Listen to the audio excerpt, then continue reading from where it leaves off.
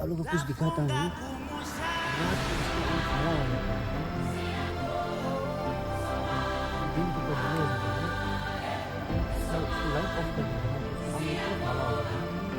ये लाइट का वजह से इसका जो हीटिंग जो होता है उसको देख लेता हूँ आपको।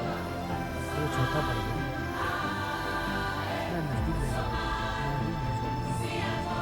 देख लो पास में जितना हो सके रात को इसको अच्छे से दिखेगा। दिन को ये लोग दिखते हैं लेकिन उजाले में नहीं आ रहे हैं बाकी सब। और मैं दिखाई नहीं कर पाता हूँ।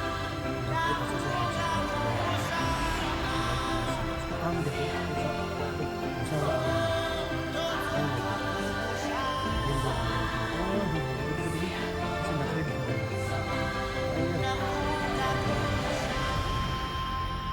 अरे ये रात का अपडेट।